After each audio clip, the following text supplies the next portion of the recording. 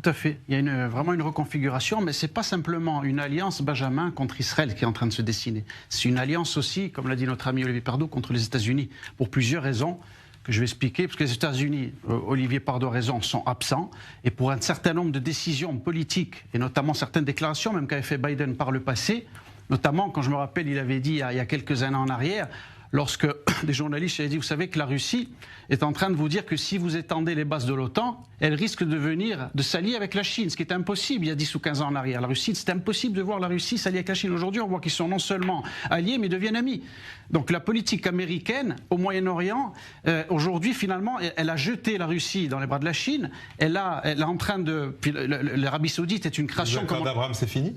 C'est peut-être pas fini, mais en tout cas, ce qu'on est en train de voir, c'est que l'Arabie Saoudite, pourtant qui est une création anglo-américaine, qui a toujours financé l'islam, ils sont en train de se retourner. Et l'important pour Israël aujourd'hui, c'est de faire quoi?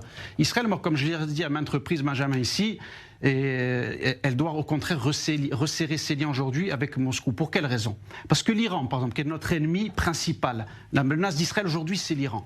Comment on va neutraliser l'Iran? Non seulement en étant une force militaire qui est capable de se défendre toute seule, et non plus être comme un vassal tout le temps qui a besoin, comme au Moyen-Âge, du seigneur américain pour se défendre, être capable, s'il faut aller neutraliser l'Iran, de le faire tout seul. Ça, c'est le premier point. Le deuxième point, c'est que si nous resserrons nos liens avec Moscou, l'Iran va être isolé. Parce que l'Iran est entre la Chine, entre la Russie et le bloc de l'Est, donc ne permettra pas de déstabiliser cette zone-là. Et donc, si demain la Russie... aussi avec l'Iran. Je termine juste. Si la Russie tape sur la table, l'Iran ne le fera pas. Et on a la preuve, parce qu'en Syrie, on intervient depuis 10 ans, Benjamin. Et si l'Iran avait levé le moindre droit contre les intérêts de la Russie, on l'aurait su. Mais l'Iran ne dit rien. Ce sont ses propres bases qui sont détruites en Syrie par l'autorisation des Russes. Donc il faut comprendre que le jeu d'Israël aujourd'hui, l'intérêt, au contraire, c'est de se renforcer à l'Est.